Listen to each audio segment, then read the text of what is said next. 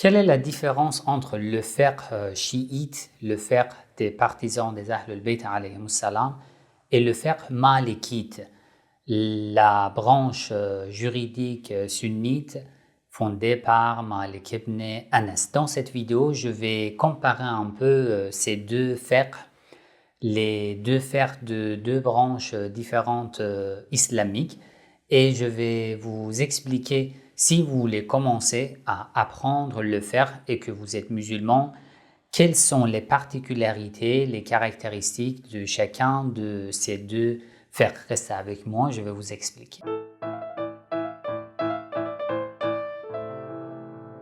Bismillah ar-Rahman ar-Rahim. Avant de commencer, si ce genre de vidéo vous intéresse, n'oubliez pas de liker, partager, commenter. Si vous n'êtes pas encore abonné à cette nouvelle chaîne, l'Institut Islamique Razvan, abonnez-vous et cliquez sur la cloche. Bon, moi je suis chiite et je connais le fiqh chiite. Normalement, quelqu'un qui est chiite et qui veut apprendre le fiqh va commencer à apprendre le fiqh chiite, qui se trouve sur mon institut aussi, une série et une formation tout à fait complète du fiqh chiite. Mais quelles sont les différences entre ces deux? Il y a beaucoup de sunnites malikites et il se pose quelles sont les différences entre ces deux. Je vais comparer en plusieurs vidéos le fiqh de différentes branches islamiques avec le fiqh chiite. Et dans cette vidéo, je vais comparer ces deux fiqh, malikite et chiite. Le fiqh malikite provient de Malik ibn Anas, Abu Abdullah Malik ibn Anas, qui est né en l'an 93 de l'Hégire et qui est décédé dans le 2e siècle de l'Hégire.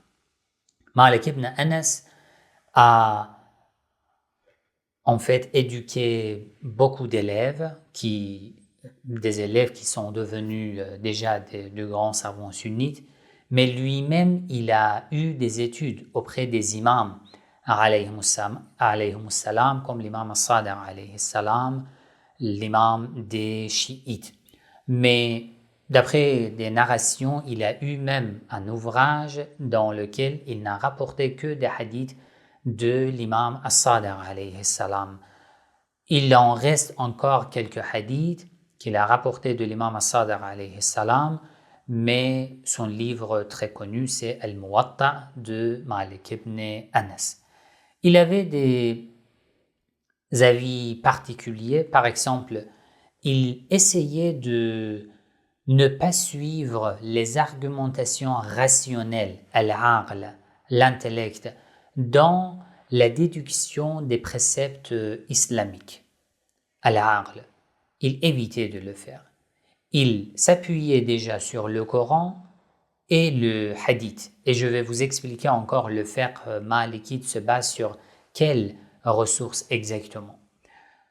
Lorsqu'on lui posait des questions, surtout des questions théologiques qui concernaient la conviction, il essayait de répondre avec prudence, on peut dire. Par exemple, une personne, Sufyan ibn Uyayna, il dit « J'ai demandé à Malik ibn Anas, Ar-Rahmanu ala al-arsh istawa » ça veut dire quoi? Allah se pose au-dessus de son trône.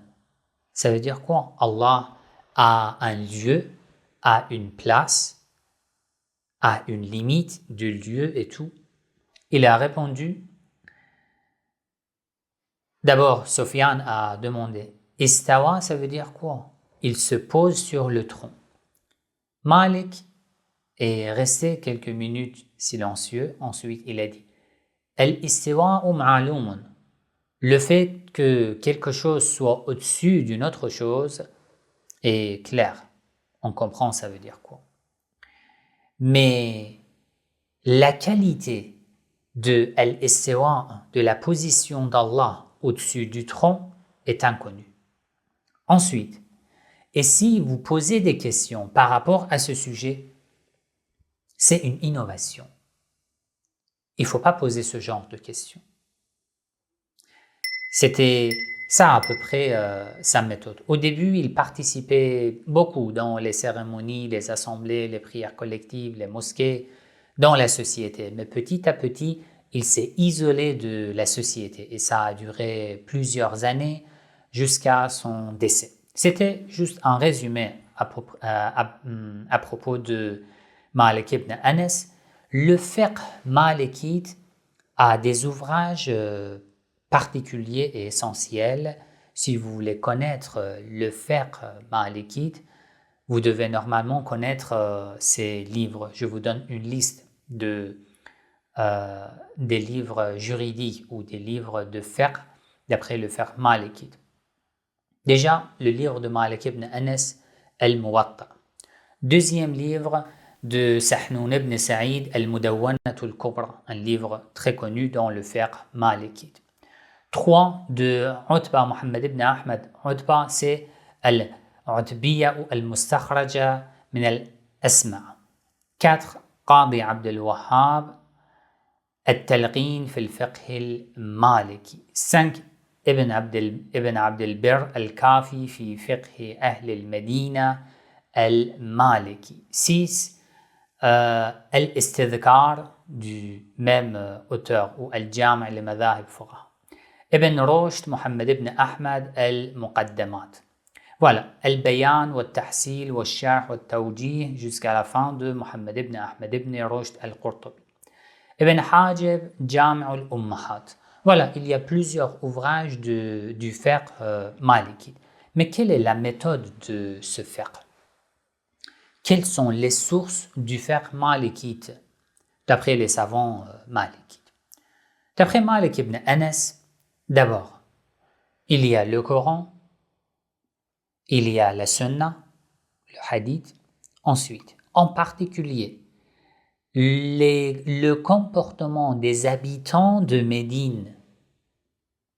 Parce que même si les habitants à l'époque de Malik n'ont pas vu le prophète Muhammad sallallahu alayhi wa sallam, mais la présence du prophète a eu un impact sur les habitants de Médine. Donc, le comportement des habitants de Médine.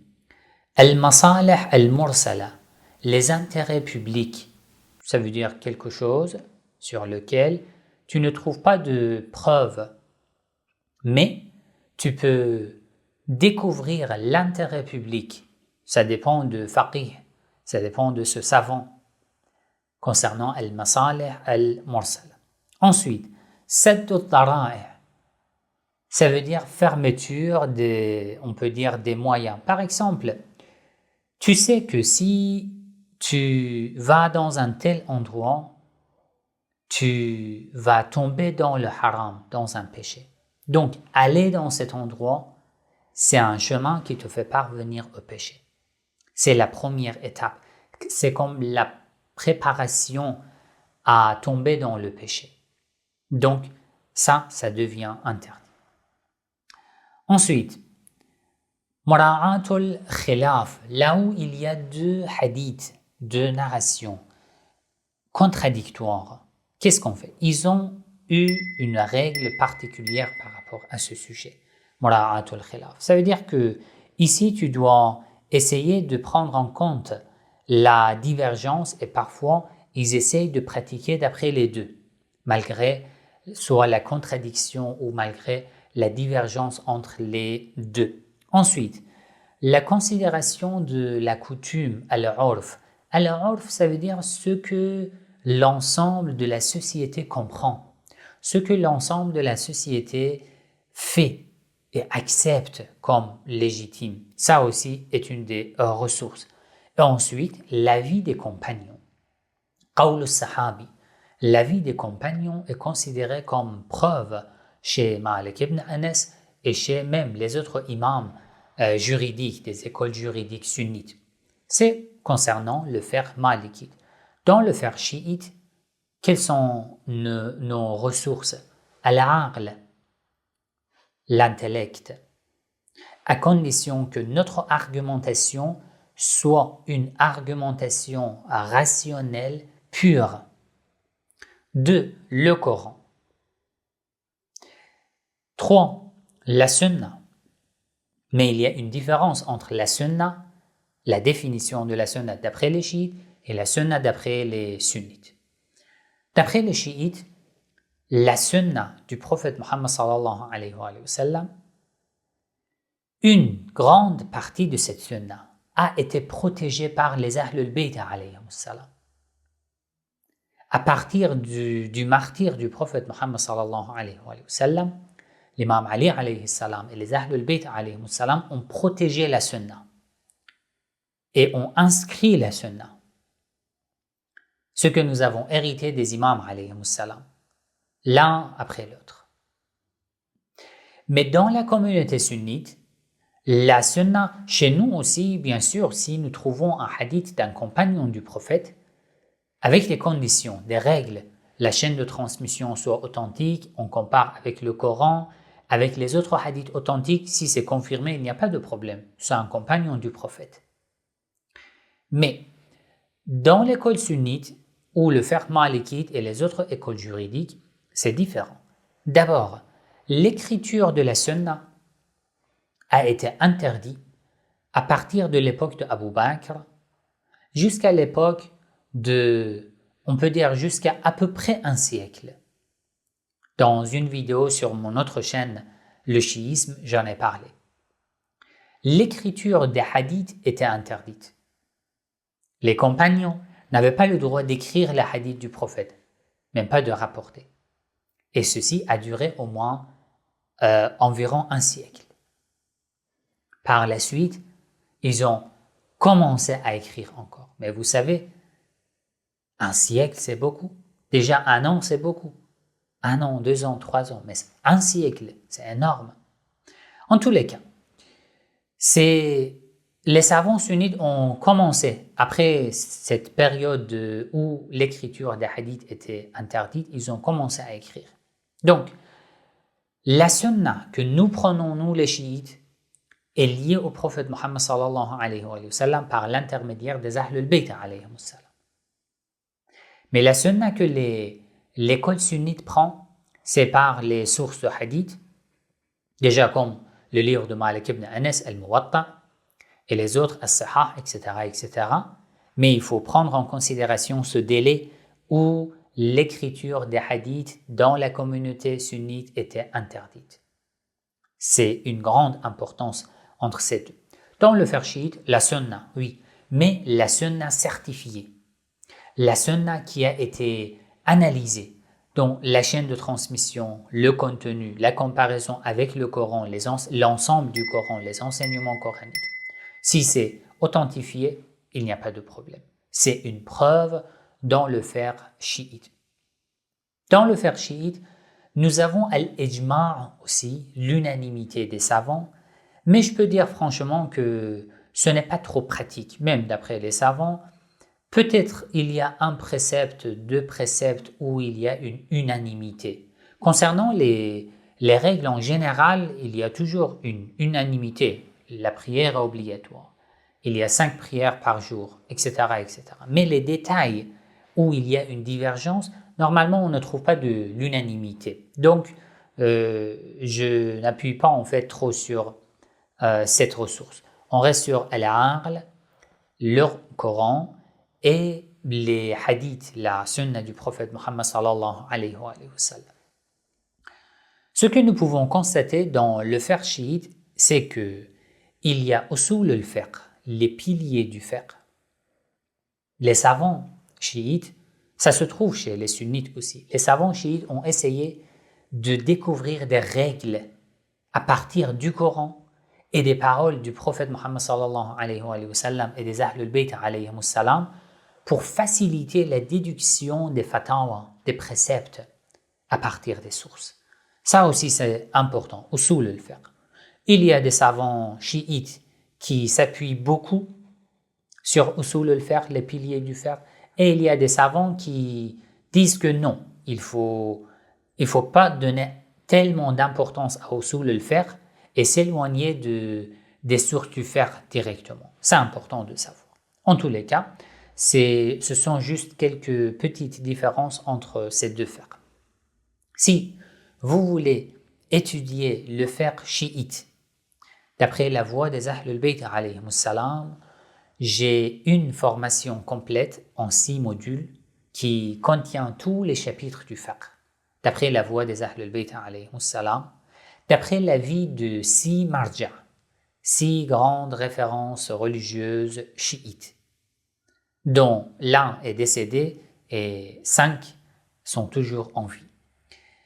Dans ces cours, je vous donne les références coraniques pour chaque fatwa, chaque précepte. Je vous donne les hadiths sur lesquels les savants se sont basés pour donner des fatwas. Donc, c'est une formation assez riche. Vous pouvez ouvrir le site de mon institut, l'Institut islamique en ligne, Razva, R-A-Z-V-A. Cliquez sur le menu, cliquez sur la page du fiqh et découvrir les 6 modules, la table des matières, le contenu de chaque module. Si vous avez eu des questions par rapport à cette formation ou par rapport à ce sujet, n'hésitez pas à écrire dans les commentaires. Je vais lire vos commentaires et je vais vous répondre. Wassalamu alaikum wa rahmatullahi wa barakatuh.